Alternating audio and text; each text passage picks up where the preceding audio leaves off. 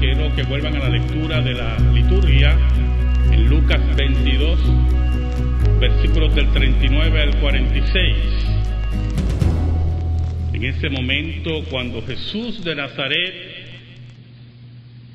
en Getsemaní se encuentra solo con Dios. Y es el título de nuestro sermón, En la soledad con Dios. Oramos. Gracias, Señor. Yo te pido ahora, en el nombre de Jesús, que me dé fuerzas para exponer tu palabra, como otras ocasiones, pero muy especial hoy. Necesito tu fuerza. Escóndeme bajo la sombra de la cruz, que tu palabra, esa tremenda palabra, por el poder del Espíritu Santo, llegue al corazón de este pueblo.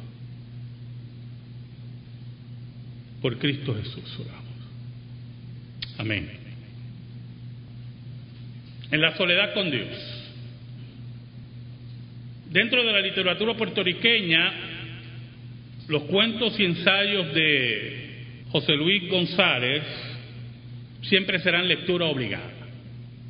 Muchas de sus narrativas estuvieron enmarcadas en la emigración puertorriqueña de los años 50 a los Estados Unidos. Esa emigración con sus desaciertos, con sus luchas, con el problema colonial, etcétera, etcétera. Hay un cuento extraordinario que nos hablan de esa problemática. El pasaje, así se llama el cuento, el pasaje, escoge en forma magistral la desesperación del emigrado cuando el sueño acariciado no llega a concretarse, cuando la salida ya definida no se encuentra. Es el momento oscuro, la noche más lúgubre, donde no hay amigos, donde no hay familiares. Es la soledad con Dios, donde nuestras convicciones se tambalean, donde nuestro cansancio determina algunas veces nuestra fe. Es en esa soledad con Dios donde muchas veces no entendemos cómo llegan fuerzas a nuestra vida. Eran las últimas horas de Jesús. Sus discípulos estaban tristes. Él se encontraba triste. Y dice la Escritura que se movió, dice, se fue como solía. Interesante ese comentario de Lucas. Si usted oye y le dicen, mira, el pastor fue a dar una vuelta en el carro, téngalo por seguro que voy para el Viejo San Juan. Allí me va a encontrar, posiblemente dando una vuelta, mirando las murallas. Y Jesús tenía como un lugar favorito el Monte de los Olivos. Y él se dirigía allí con su tristeza, con su interrogante ante la muerte que se acercaba, y sus discípulos fueron detrás de él. Todos enmarcados, todos apiñados con la misma tristeza, con el mismo reto. ¿Saben el cuento del pasaje? Hay un puertorriqueño dialogando con otro y empieza a manifestar su desesperación porque el sueño de la emigración, el sueño que él había acariciado, ese sueño americano en él no se había concretado, y entonces no tenía la economía para volver a su tierra. No tenía el dinero para comprar un pasaje de regreso a su país, a su tierra. Y dialogaba con ese otro puertorriqueño y le manifestaba su desazón, su tristeza, su desesperación ante su problema económico y su problema social y su desesperación por buscar dinero para comprar ese pasaje. Jesús se iba a enfrentar a una prueba muy difícil. Jesús iba hacia la muerte de crucifixión. Pero le dice a los discípulos en el versículo 40, cuando llegó a aquel lugar les dijo: orad que no entréis en tentación. ¿Por qué Jesús le da esa sentencia? Porque se acercaba la tentación, no solamente contra Jesús, sino también contra ellos. Ellos iban a tener que enfrentar no solamente a la clase religiosa, sino al imperio romano que ya había resuelto matar al maestro. Y qué tentación tremenda, no solamente de abandonar al maestro, sino abandonar la fe en el maestro, abandonar la convicción de que Jesús era lo que decía que era. Por eso Jesús los invita a orar. En medio de su tristeza y su confusión, Jesús los invita a orar. Y ¿sabes algo, hermano? Jesús nos invita a orar. En medio de la tristeza y la confusión, Jesús no te dice: toma esta decisión. No, Jesús te invita a orar, a estar a solas con Dios, a derramar tu alma ante Dios, a confiar solamente en Dios, aún frente a la muerte, aún frente a imperios. Hay que estar en la soledad con Dios. Por eso te hablé al principio que cuando llega ese momento oscuro, que cuando llega la noche más lúgubre, donde miras hacia la izquierda y miras hacia la derecha y no hay amigos, porque posiblemente están a un tiro de piedra, como vamos a leer más adelante, durmiendo. Cuando no hay familiares, en esa soledad, Dios te invita a orar, a estar con Él. Porque en el momento que desobedeces las órdenes de Dios, tu fe va a tambalear en forma terrible. ¿Saben, hermano? Pasaron varios días y no se sabía, el amigo no sabía de ese otro puertorriqueño que necesitaba el dinero para el pasaje. Y un día, ese amigo llega al mismo lugar donde se habían encontrado y el dependiente del lugar le dice: ¿supiste lo que le pasó a fulano? Y yo: ¿sí? ¿Qué? Y le da a leer un periódico. Versículo 41 dice: y él se apartó de ellos a distancia como de un tiro de piedra, y puesto de rodillas oró. Me llamó la atención el énfasis de Lucas de puesto de rodillas. Puesto de rodillas. El profundo cansancio de Jesús, la profunda y determinada dependencia de Dios.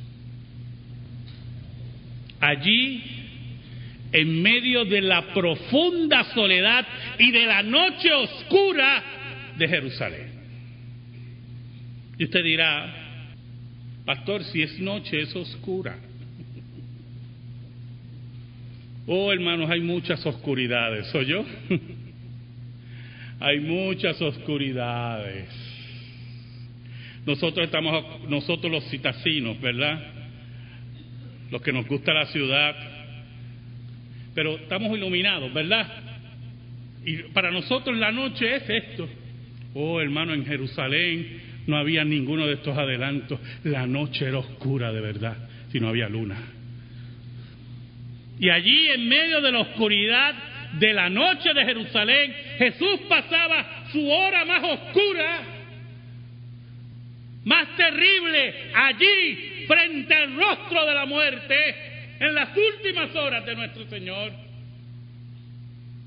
Jesús oraba.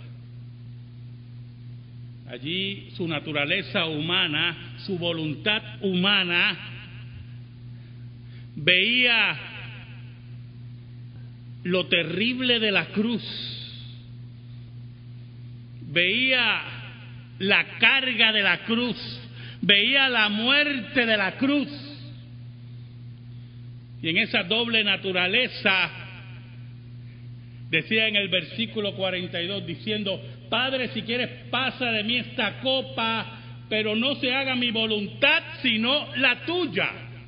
Y Cristo, esa voluntad humana, en Cristo habían dos naturalezas y dos voluntades, la voluntad divina y la voluntad humana. Y la voluntad humana siempre obedecía a la divina. Y allí estaba la incógnita de la naturaleza humana y de la voluntad humana. Señor, ¿hay otro camino? Si hay otro camino, pasa de mí esta copa. Pero que no se haga mi voluntad, sino la tuya. Allí en el misterio cristológico, allí el dolor, la soledad y la oscuridad se hacía patente. Pero allí, en medio de todo eso, en medio de esa soledad, el versículo 43, y Lucas es el único que registra esto, y dice: y se le apareció un ángel del cielo para fortalecerle. Lucas es el único. ¿Oyó? Allí en medio de la oscuridad, de la soledad, lejos de amigos, lejos de familiares, allí estaba el ángel de Dios con Jesús. ¿Y sabes algo, hermano? Oh, qué cosa tremenda. Ahí en medio de tu oscuridad, cuando no hay amigos, cuando no hay familiares, allí está el ángel de Dios. Allí está Jesús. Hay un cuadro muy famoso donde aparece Jesús en su cansancio, recostado sobre el hombro de ese ángel. Oiga, hermano, escuche bien. Yo quiero que usted escuche. Si Jesús necesitó un ángel en su momento más terrible, ¿qué necesitaremos nosotros? Si Jesús necesitó la ayuda del cielo, ¿qué vamos a necesitar nosotros? ¿Sabe algo, hermano? Cristo dijo: no los dejaré huérfanos. Yo estaré con vosotros hasta el fin del mundo. ¿Sabe algo? Cuando ese compatriota tomó el periódico, leyó: fulano de tal intentó robar en una tienda y fue abatido por la policía. Y cuando él ve a su amigo, aquel que necesitaba el pasaje para volver a su país, estaba solo, estaba desesperado, estaba sin Dios. Su otro amigo que leía el periódico decía: José Luis González tenía una práctica de poner su palabrita soez en los cuentos, la cual no voy a repetir por aquí. Pero algo así. Tomó el periódico y leyó la muerte de su amigo y dijo: el maldito pasaje. Y el que lo oía decía: ¿cómo que tú dijiste? El maldito pasaje. Quería volver a su tierra. No tenía dinero, no tenía salida, estaba solo, sin familiares, pero estaba sin Dios. Cuando estamos solos, tú con Dios. No tengas miedo, hermano. Dios va a mandar a su ángel para confortarte. El versículo 44 dice: y estando en agonía oraba más intensamente, y era su sudor como grandes gotas de sangre que caían hasta la tierra. ¿Sabe algo, hermano? Los otros evangelistas le dan un cuadro a usted más gráfico de la agonía de Jesús, de lo que Jesús experimentaba en Getsemaní. La agonía profunda. Por eso yo te digo que cuando tú te desesperas por un hijo, Dios conoce tu agonía, porque Jesús lo experimentó. Cuando te desesperas por un trabajo, Dios conoce tu agonía. Cuando te desesperas por la finanza, Dios conoce tu agonía.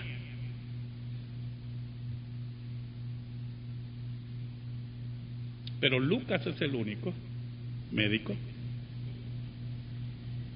que registra: y era su sudor como grandes gotas de sangre que caían hasta la tierra.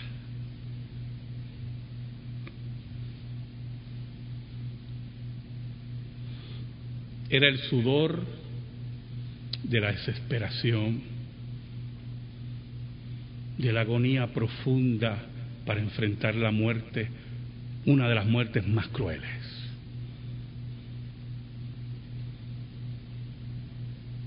Y usted dirá: pero pastor, ¿en qué reside el confort del ángel?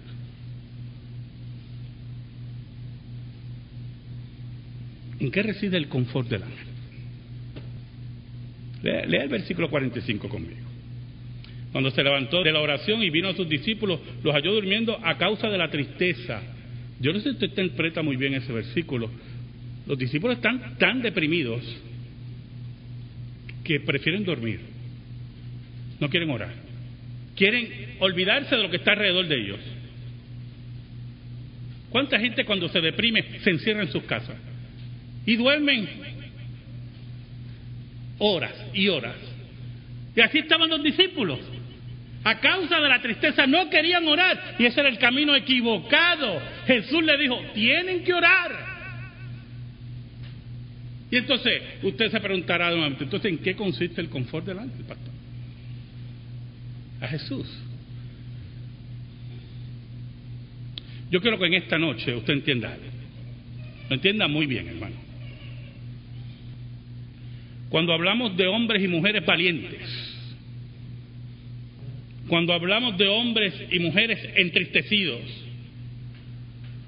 en medio de la comunidad de fe, en medio de la iglesia primitiva, en medio de la iglesia en la historia, cuando hablamos de hombres y mujeres de ese calibre, no estamos hablando de hombres y mujeres que no tuvieron miedo. No estamos hablando de hombres y mujeres que la tristeza los paralizaba. El confort del ángel, yo quiero que usted entienda esto, porque no es fácil lo que le voy a decir ahora. El confort del ángel está, hermano, que aún en medio de la crisis más profunda, cuando posiblemente usted pide por una hija y Dios se la lleva, cuando usted pide por su hogar y como quiera se rompe, en medio de eso usted no se va a derribar. El confort no está todo el tiempo en que Dios siempre le va a decir sí. Dios no le dijo que sí a Jesús. Dios le dijo: no, vas para la cruz, pero yo voy a estar contigo.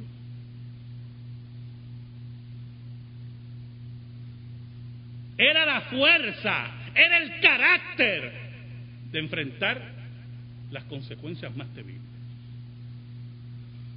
Es que no te derribaras ante la muerte, ante el sufrimiento, que no te derribaras ante cualquier problema que venga a tu vida.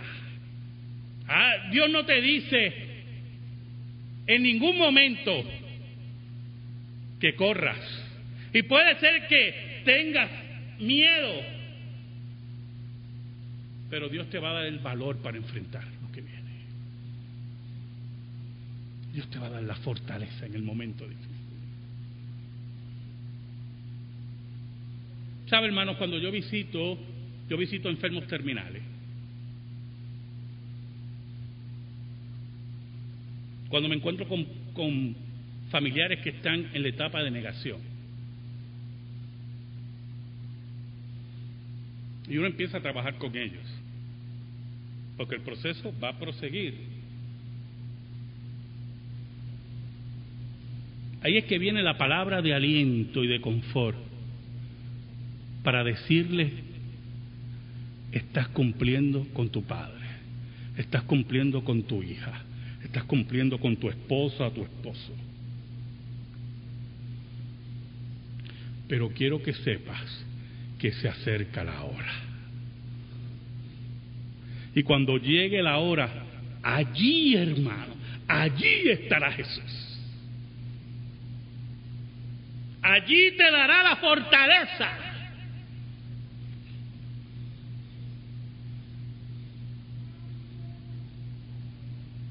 Por eso en el versículo 46, y con esto terminamos en esta noche,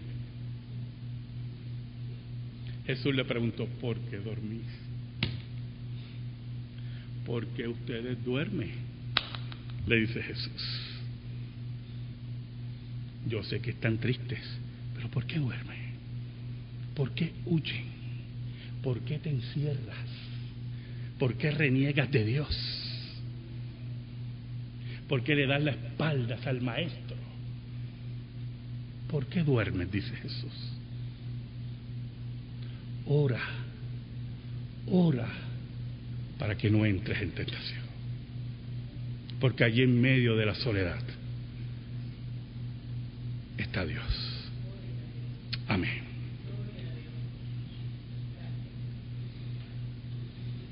Gracias te damos, Señor. Gracias te damos por tu palabra, única regla de fe y conducta. Ayúdanos a vivir tu palabra. Danos la fuerza, Señor. En el nombre de Jesús te lo pido.